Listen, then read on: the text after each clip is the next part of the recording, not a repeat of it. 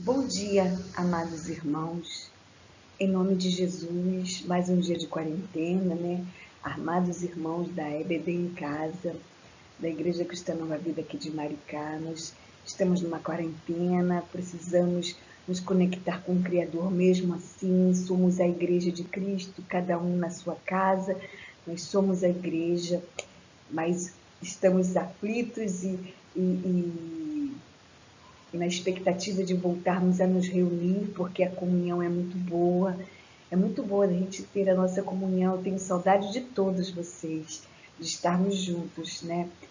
Cultuando ao nosso Senhor, aprendendo da palavra, né? E agora eu vou orar pedindo ao Senhor para que nos capacite para entender esta aula sobre o reinado de Salomão, que está no primeiro livro dos Reis, do capítulo 2, do versículo 13 em diante até o capítulo 3, é que eu pretendo falar hoje, pela graça e misericórdia do Senhor. Senhor nosso Deus, em nome de Jesus, nós estamos aqui na Tua presença, Pai, por Tua misericórdia, não pela nossa justiça praticada, e eu clamo ao Senhor que o Senhor venha falar conosco através da Tua palavra. Eu clamo ao Teu Santo Espírito que venha dar esta aula por nós, venha dar esta aula para nós. Em nome de Jesus, Pai, que nos abra o entendimento para podermos entender a Tua palavra, que o Senhor revele aquilo que Tu quiseres revelar, que seja para edificação do corpo da igreja, edificação do corpo de Cristo. Em nome do corpo da igreja, no corpo de Cristo, edificação, né? Do corpo de Cristo, que é a igreja, Pai. Nos capacita, Pai, que seja para teu louvor, Pai, esta aula. E convém que tu cresças, Pai, e nós diminuemos cada vez mais, em cada dia, em cada área de nossas vidas. Em o nome de Jesus. Nós vamos falar sobre o reinado de Salomão, né, paz e prosperidade em um período áureo, né? O período dele foi bem bom, né? Só no finalzinho é que deu alguns problemas. A primeira década é, é muito falada, né? Muito focada, né? Durou 40 anos, mas é difícil de se estudar o livro de primeiro livro de Reis, porque não é numa ordem cronológica, né? Aqui eu fui informada aqui, né, por estudos que na primeira década houve a construção e dedicação do templo, e o palácio do rei Salomão, foi construído 13 anos mais tarde. Então vamos ver agora a primeira Reis, do capítulo 13 ao 46, né? Capítulo 13, no versículo 13. No versículo 13 fala assim: então veio Adonias, filho de Agite, a Batseba, mãe de Salomão, disse a ela. Aí ela disse: é de paz a tua vinda? Respondeu ele: é de paz.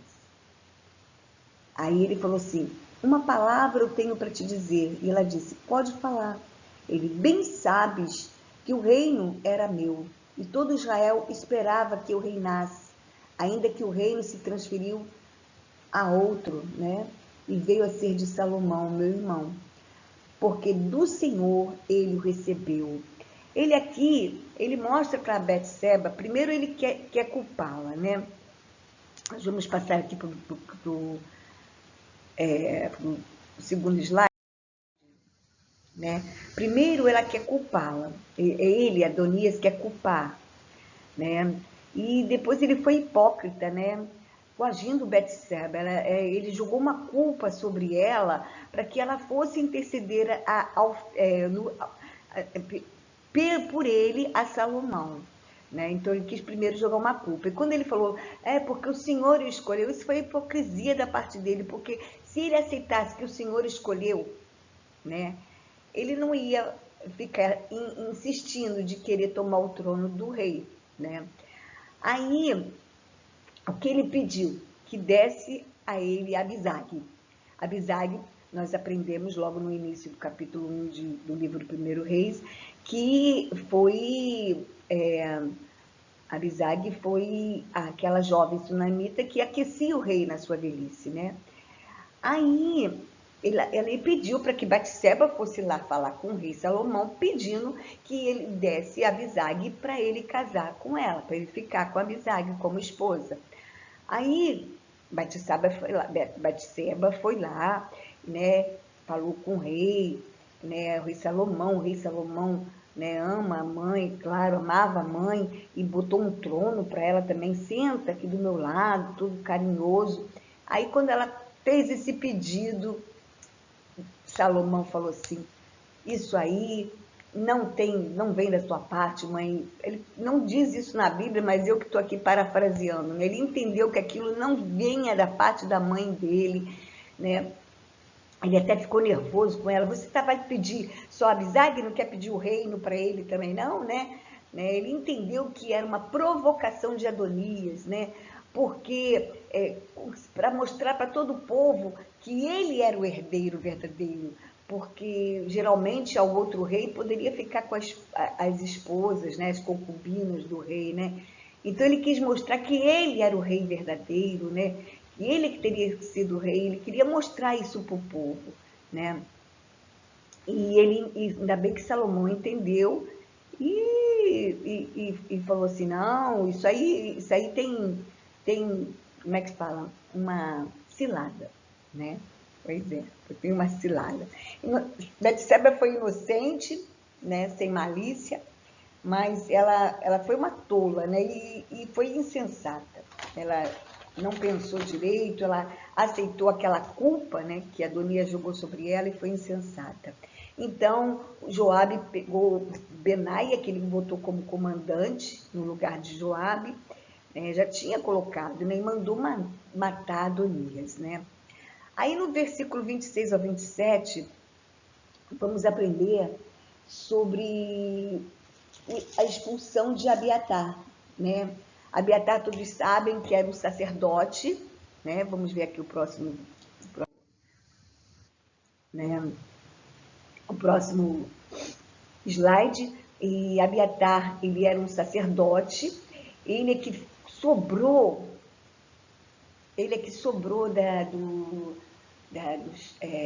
daqueles 85 sacerdotes que Saul mandou matar, quando soube que o sacerdote Aimeleque, ele protegeu Davi, ele ajudou Davi, deu a espada de Golias para Davi, então ele mandou matar todos os sacerdotes, mas Abiatar conseguiu fugir. E ele era trineto de Eli, esse Abiatar. Trineto do sacerdote Eli. Lembra, antes de Samuel, que Eli deixava os filhos dele fazer o que quisesse e não repreendia, né? E aí Deus, quando Deus usou Samuel para dar a ele uma profecia, falou que, um aviso, um alerta, né? Falou a ele que ele não, toda a geração dele de sacerdotes não ia ser expulso do sacerdócio, pois é. Em Abiatar se cumpriu essa profecia, né? Ele foi destituído, né?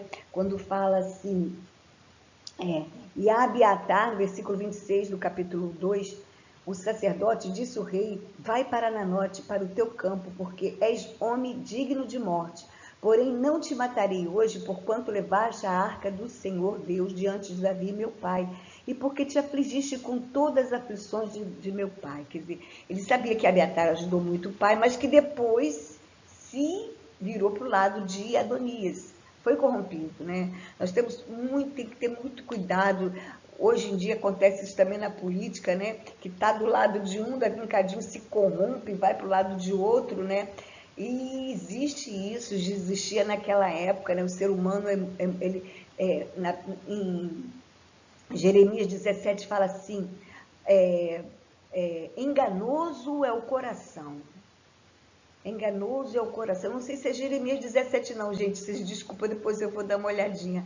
Enganoso é o coração, demasiadamente corrupto. Quem o pode suportar, né? E é verdade, o nosso coração é muito enganoso. Então, por isso que há corrupção.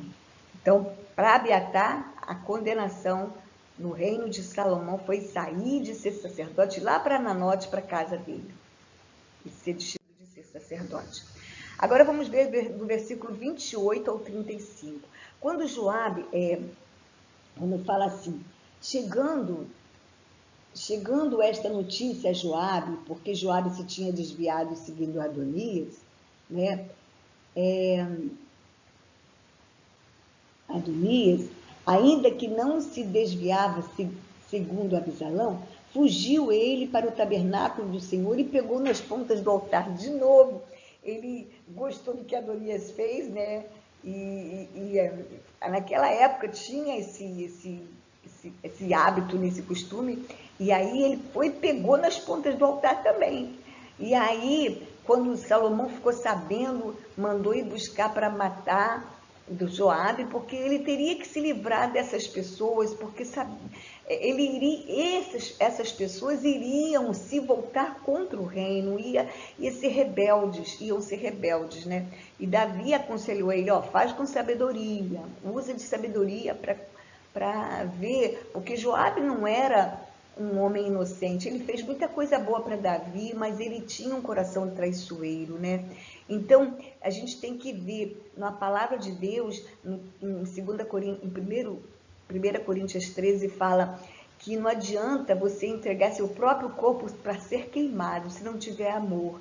O que é o amor? Amor é fazer algo, é de todo o coração. Amor tem que vir lá de dentro, é de todo o coração. Então não adianta você fazer algo se for apenas pro forma, se for apenas só para outras pessoas verem, ou por algum interesse pessoal, né? De ter algo em troca, de receber do Senhor algo em troca, ou de outra pessoa algo em troca, né? Então não adianta você fazer nada sem amor, sem ser de todo o coração, e é assim que aconteceu com Joabe.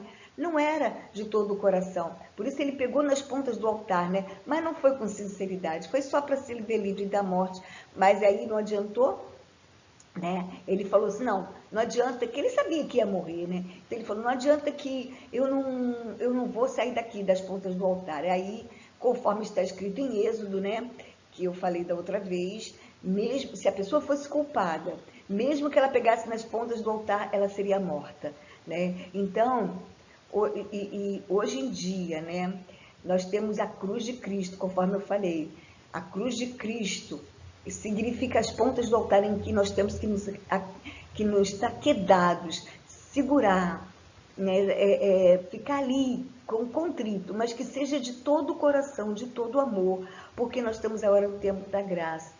E aí o Senhor vai nos livrar, vai nos dar a vida eterna, certo? Nós podemos até colher sobre os pecados que nós fazemos. Por exemplo, se você cometeu um crime de morte, você vai pagar por esse crime diante da lei, mas diante de Deus você foi absolvido. E aí, se você, quando morrer, né, ou então se Jesus voltar antes, você vai subir para a vida eterna, certo? Então tem que ser de todo o coração. Aí Benaia matou Joabe. Do versículo 36 ao 46, né, aí vamos ver 36 a 46, né, que fala sobre a morte de Simei. Simei era aquele benjamita que foi amaldiçoando Davi quando ele estava subindo o Monte das Oliveiras, descalço, em humilhação por causa de Abisalão, né? Nu, de cabeça coberta, e aí com os pés nus. Aí ele foi amaldiçoando, olha, tá vendo? Você fez isso com Saul, agora você está colhendo, e amaldiçoando. Depois ele se arrependeu, né? Foi ajudar Davi, né? Na hora que ele precisava, que ele estava... que ele precisava, ele foi lá, se arrependeu, né? Aliás, não foi na hora que ele mais precisava, eu esqueci um pouquinho disso, gente. Eu sei que depois ele se arrependeu e foi lá para oferecer os serviços dele a Davi, né? E Davi jurou que não ia matá-lo, né? Mas Davi ficava com o pezinho atrás quanto a ele, né? Será que o arrependimento de Simei foi verdadeiro? Ou foi só porque ele viu que não adiantava, que Abisalão foi morto e que ele seria, de repente, morto por Davi também, né? Pode ter sido, as evidências mostram que ele só se arrependeu depois que Abisalão foi morto. Então, as evidências mostram que pode ser que ele tenha se arrependido só porque não queria ser morto, né? Aí Salomão mandou que Simei, o benjamita, edificasse uma casa em Jerusalém e não saísse dali para nenhum lugar, porque do contrário ele morreria. Se ele saísse daquela casa de Jerusalém para algum lugar, passasse o ribeiro de Cedron, ele morreria. E aí ele ficou, tá bom, eu vou, tá bom para mim isso aí, tá bom, contanto que você não me mate, tá bom, né? Aí 3 anos ele ficou assim, depois 2 anos, depois 2 escravos dele fugiram para Gate, da terra dos filisteus. Gate era da onde era Golias, né? Aquele que Davi matou. E ele foi lá buscar e trouxe. Aí quando Salomão ficou sabendo, falou, eu não te disse para você não sair? Para não ir para canto nenhum? E aí mandou Benaia matá-lo também, certo? Né?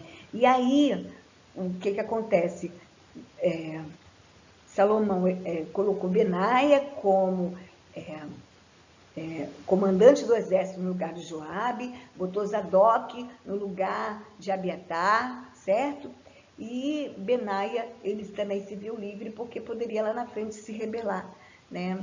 Por que Salomão não queria que ele saísse para canto nenhum? Porque ele poderia se juntar com outras pessoas e querer tirar o reino de Salomão, porque na cabeça de Simei, ele é que era da família de Benjamim, ele era que era da família de Saul, então era ele que deveria ser o rei, né? Na cabeça das pessoas a gente não conhece, né? Só Deus conhece, né? Pois é, então agora vamos para o capítulo 3. Vamos para o capítulo 3. Salomão pede a Deus sabedoria. Salomão pede sobre quantos minutos estão? Estão 16h52. No capítulo 3, primeiro, né? Vamos embora aqui mudar.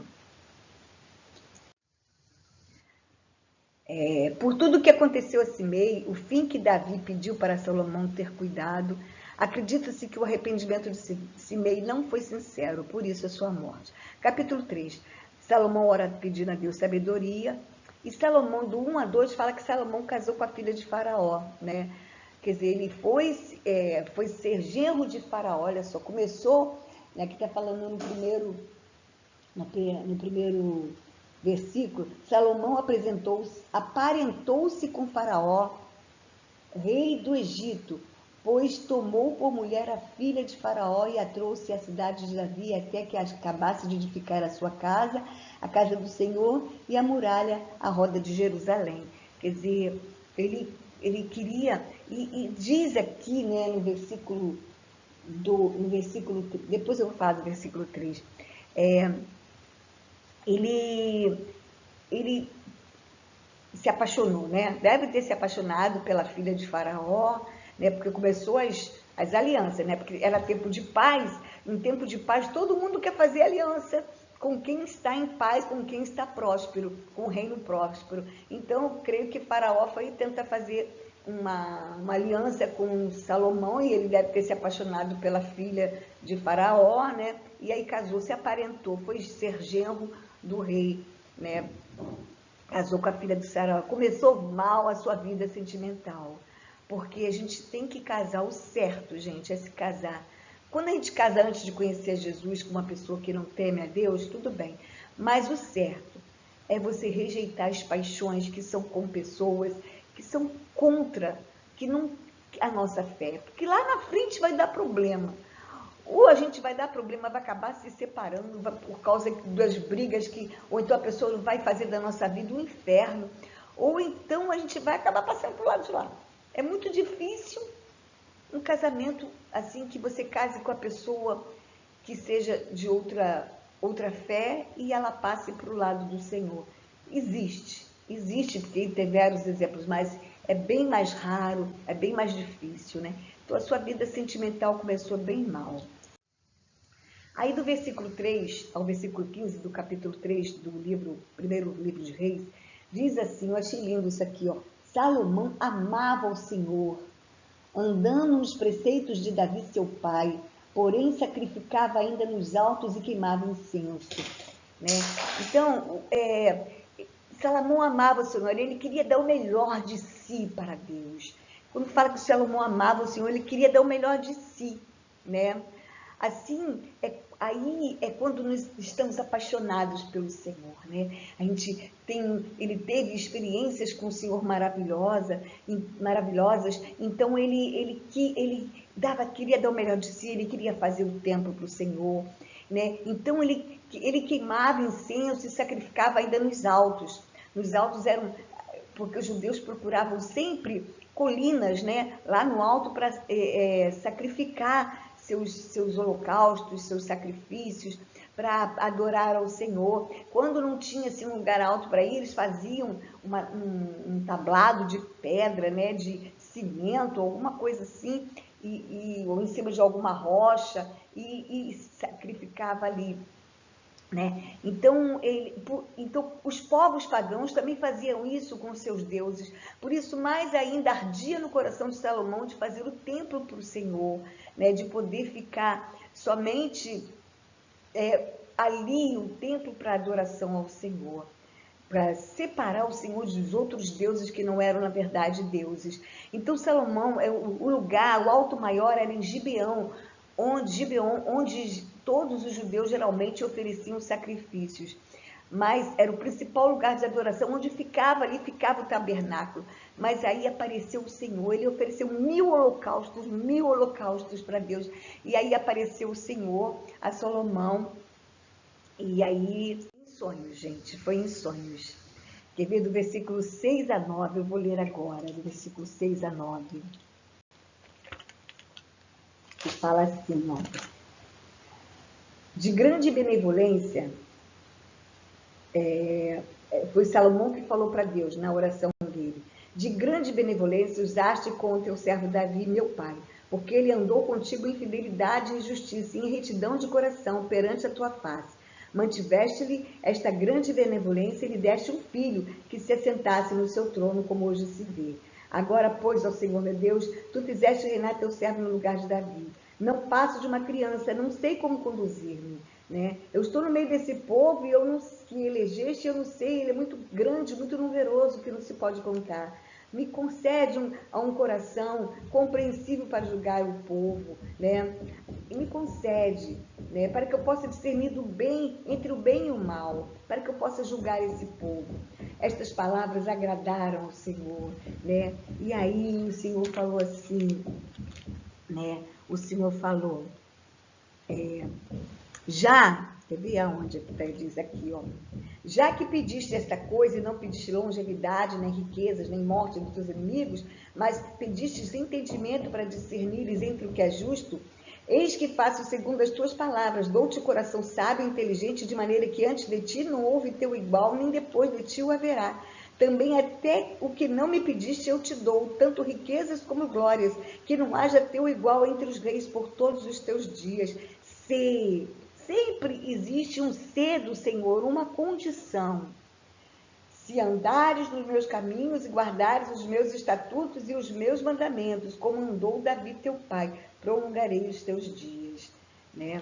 Quer dizer, ele teria que andar no caminho de toda humildade, com todo o coração. Ele pediu o espiritual, ele queria fazer a vontade de Deus. E aí, como fala em Mateus, capítulo 6, deixa eu ver aqui, Mateus, capítulo 6,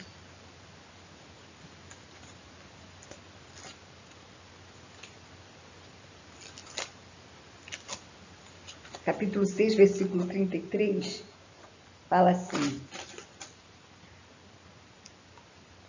buscai, pois, em primeiro lugar o seu reino e a sua justiça, e todas essas coisas vos serão acrescentadas. Quer dizer, a gente buscar o Senhor e a sua justiça. Foi o que Salomão fez. Ele buscou a Deus e a sua justiça primeiro. E aí Deus falou, vou te acrescentar riqueza, glória, fama, né? Só que Salomão depois meteu os pés pelas mãos, nós vamos ver, né? Não por causa da riqueza e da fama, mas por causa das mulheres. Né? A vida sentimental de Salomão, meu Deus do céu, eu não queria estar no lugar dele. Né? Meu Deus. Se uma pessoa na vida sentimental já atrapalha um pouquinho, se ela não for como nós, de buscar ao Senhor, buscar mesmo, já nos deixa um pouquinho sem buscar, porque a gente tem que satisfazer o marido, o cônjuge, a esposa, né? Imagina 1.700 mulheres e 300 concubinas. Ele tinha que largar mesmo, o Senhor não tinha como. Ele foi corrompido, lá na frente nós vamos ver. Mas ali nesse momento, ele estava buscando a Deus de todo o coração e o Senhor deu muito mais do que ele pediu, né? E no versículo no capítulo 3, do 16 ao 28, está falando das duas mulheres, né? Duas prostitutas com seus filhos, né? Que foram falar com, foi a primeira evidência que ele mostrou a sabedoria dele, né, para o povo, né, que foi a primeira causa que ele julgou, que pelo menos que aparece na Bíblia, pode ter tido até outras, que ele julgou com muita sabedoria, com psicologia, né, com muita psicologia, com muita presteza. Então, em nome de Jesus, né, ele perdoa se estou falando algumas coisas erradas, tá? Eu não sou muito boa no falar, não. Então, aí quer dizer, ele fez, aquela oração que ele fez foi de todo o coração, que vê que eu escrevi aqui, duas mulheres marginalizadas tiveram acesso a ele, para ele poder mostrar sabedoria, certo? E aí, o que elas falaram, né? Deixa eu ver aqui. Esta mulher, a primeira mulher, falou assim, né? A primeira mulher falou assim: então vieram duas prostitutas ao rei e se puseram perante ele. A primeira falou: ah, senhor meu, eu e esta mulher moramos na mesma casa onde deu à luz um filho. No terceiro dia, depois do meu parto, também esta mulher teve um filho. Estávamos juntas, nenhuma outra pessoa se achava conosco na casa, somente nós ambas estávamos ali. De noite morreu o filho desta mulher, porquanto se deitara sobre ele. Levantou-se à meia-noite, enquanto eu dormia, tirou o meu filho do meu lado e deitou nos seus braços, e a seu filho morto deitou nos meus. Levantando de madrugada para dar de mamar ao meu filho, reparei que ele estava morto. Mas pela manhã, eis que eu vi que não era o meu filho. Aí a outra mulher disse: não, mas o vivo é o meu filho, o teu é o morto. Então assim falaram perante o rei, né? Aí o rei mandou trazer uma espada para dividir no meio a criança. Quer dizer, isso foi uma psicologia, ele não ia fazer isso. Ele queria descobrir quem era a mãe verdadeira, porque não tinha outras testemunhas ali para dizer quem era a mãe verdadeira de um ou de outro. Elas moravam juntas, não teve ninguém para ser testemunha, e era uma palavra de uma contra a outra, né? Em quem ele poderia acreditar? Então ele agiu com sabedoria, com psicologia, e muitas vezes é assim que nós temos que fazer, para discernir entre o bem e o mal. Nós precisamos pedir sabedoria ao Senhor, pedir a direção do Espírito Santo, o discernimento de espíritos e estratégias para agir de acordo com a vontade de Deus, estratégia para que nos seja revelado o que devemos fazer, em tudo, né? Porque na Bíblia tem um versículo que fala que você ouvirá na sua mente: este é o caminho, andai por ele, né? E foi isso que aconteceu com Salomão, né? Ele teve o discernimento de usar uma estratégia, uma sabedoria, uma psicologia para poder descobrir quem era a mãe verdadeira do filho. Então, quando ele falou que ia dividir o filho, a que era a mãe verdadeira pelo seu instinto materno, porque era sangue dela, falou assim: não, eu prefiro ficar sem meu filho, mas não mate o menino, pode dar para outra. Aí ele falou: então pode dar para essa que falou para não matar o menino, porque a outra ficou falando assim, falou assim: nem meu nem teu seja dividido, quer dizer, o dela já estava morto mesmo, então ela não se incomodava se aquele também fosse morto, porque o dela, que era sangue dela, já estava morto, então ela não sentia por aquele que era filho dela, filho da outra, sangue da outra, a mesma coisa que ela sentiu pelo dela. E foi assim que Salomão conseguiu